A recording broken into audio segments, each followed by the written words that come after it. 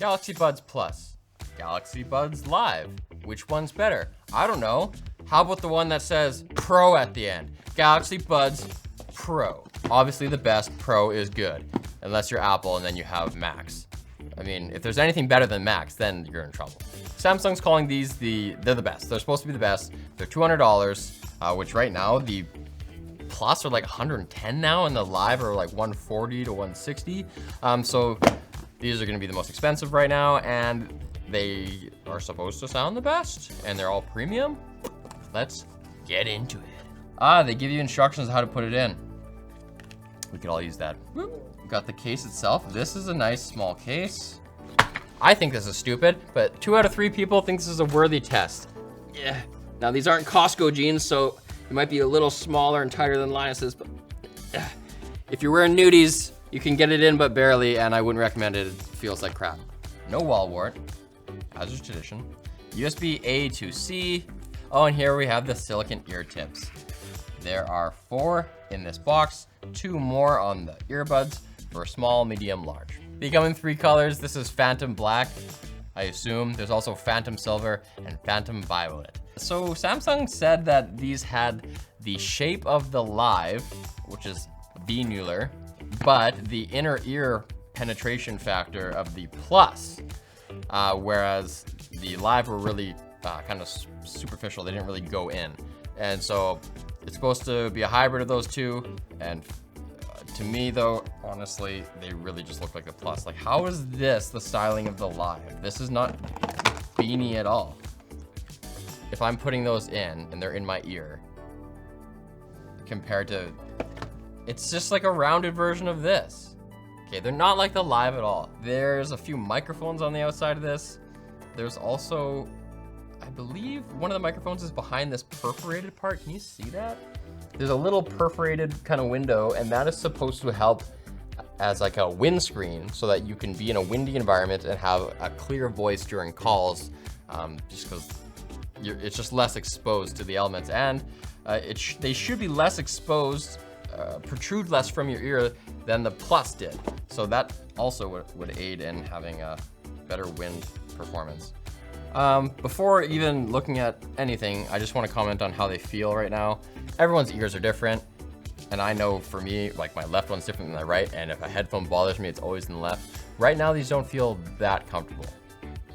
This ear is kind of getting strained. It's like my ear hole's getting deformed or something like that. I feel like after 45 minutes or an hour, it might hurt. Wow, your voice sure sounds different when I pull these out. These are really in there. I'm gonna put on the other ones. These are so weird. Where do they go? Do they go in like a smiley face or like a rainbow? No, go away. Like, no. Okay, these are very clear and conventional. Yeah, these slipped right in. I consider these to be pretty comfortable and pretty basic. Are they more comfortable than these ones for me? Yeah, I think the Plus are more comfortable. The Live are just incomprehensible, and these are somewhere in the middle. For me, your mileage may vary. Let's do sound after this message from our sponsor, Private Internet Access. Private Internet Access VPN gives you access to services and websites as if you were in a different country. It encrypts all your internet traffic and uses a safe, protected IP. You can connect up to 10 devices at once, and they have clients for Windows, macOS, Android, iOS, and even Linux. If you're one of those weirdos. You can get a 1-year plan for $39.95 and 3 months free at the link in the video description. I'm enjoying the bass. It's not like over present, but it's like kind of nice and low. There's a hi-hat in this song, and it's not too grating or fatiguing right now. That's nice. I'm not noticing it. All right, let's switch to some songs that have lyrics and stuff. Oh, Everybody Wants to Rule the World by Tears for Fears. Classic. I'm satisfied. This isn't a review. This is just like a first look unboxing. And what I'm gonna say about the sound is that they are in line with what I would expect for like these kind of consumer $200 headphone. Considering all the other features they have, like active noise canceling and everything, these like don't immediately suck. So I'm good there. I want to mess around with the transparency and stuff though, because these are active noise canceling headphones, and unlike the Lives, which were active noise canceling, they're more similar to the Pluses that are in your ear. So the problem with these ones was that because they don't really seal in your air canal, the active noise canceling didn't really do a whole lot. It just took a little off, but it wasn't the kind of thing that was gonna help you on a plane ride. Whereas these, I think, probably will. So let's do some more tests with that. How do I get into, I'm gonna assume in the settings menu, HD audio. AAC is the codec we're using there. Although there is a proprietary codec from Samsung called Scalable, which these support. Let's go into the Wear app, the Galaxy Wear app, which I already have because I have a phone.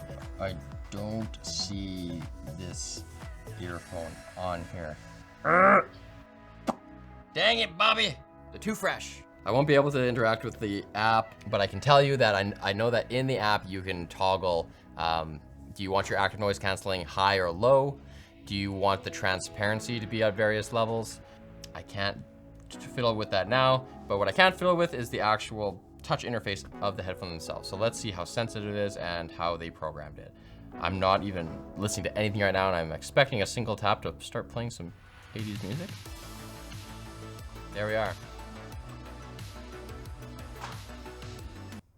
Okay, the second one of those worked. Then that is just like a really cursory, rapid tap. So, I'm getting a 50% success rate on that. I would suggest doing something more deliberate like that. There's about a second of delay. Press, stop. So you hear a ding, and then it stops. So it takes a second. Let's try this hand. Same function, pause, and double tap. Next track, Shout by Tears for Fears. Let's do a triple tap. Okay, that went back. Hold? Hello? Oh, okay. It went wow, and then it turned on transparency so I can hear myself more. Or maybe it, hello? I can't figure out if it's transparency or just ANC off. I think that's ANC on. It made like a positive, like major chord. I can hear you now. Yeah. How is it? I don't think it's transparency mode because the music is still like the loudest thing. I think it's just ANC off. Oh, okay.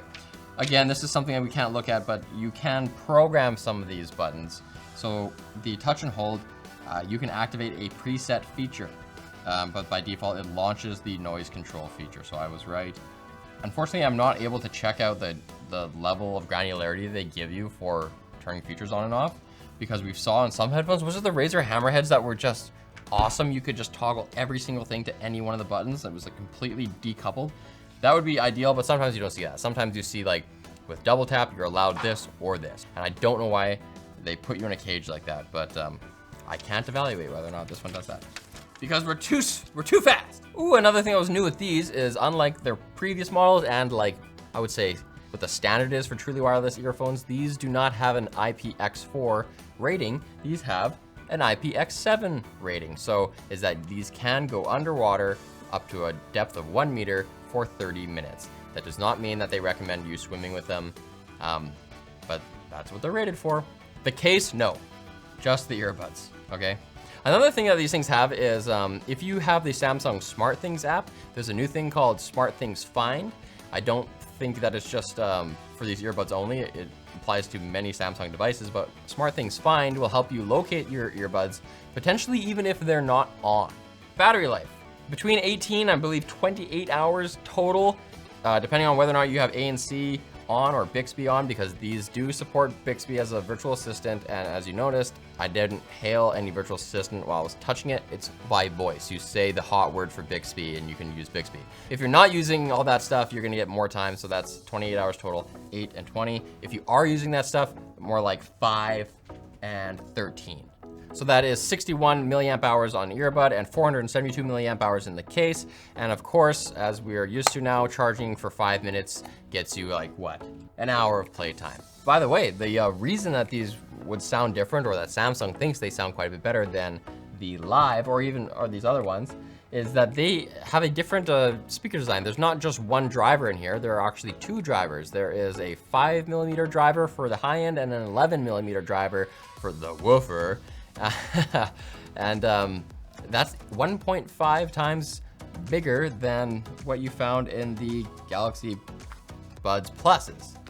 So there's just more speaker in there in a earphone that sticks out from your head less.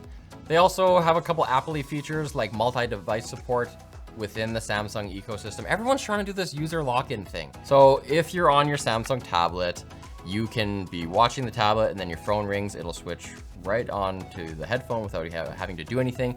Seamless switching. They also have a competitor to spatial audio. That's the thing we saw on AirPods Pro and on the Pro Max, where it's supposed to be more like you're watching in a home theater, where let's say you're the TV and I'm the audience. My speakers are here. If someone talks to me over here, the sound stays there. And I know that my speakers are kind of fixed in space. Whereas when you're using headphones, if I look over there, the sound just comes with me, right? So they have something like this too. They use Dolby Digital head tracking for that, and they call the feature 360 audio. I'm guessing here, I think this works on more devices than just Samsung, but they're not ready to say it works on all Android devices, so your mileage may vary there. Okay, so would I recommend these puppies? I don't have official pricing, but the rumor is that they're $200. That puts them in the same price tier as the Razer Hammerheads, which I quite liked. They're still cheaper than the AirPods Pros. This isn't a full-on review, of course, but from my cursory glance at them, they seem, feature-wise, they have some extras for Samsung people. Interaction-wise, they seem like bog standard, no grievances from me, and sometimes I have them, which is just it's such an easy thing to get right, and they did it right. It would be cool to have more Google Assistant stuff. This is really for Samsung people, I think. They perform kind of just like standard as a headphone, but for $200, you might need to be a Samsung person to push you over the edge. But yeah, this is a good entry into the marketplace. So thanks for watching Short Circuit today, guys. If you like this video, subscribe, like us, upvote us on Reddit.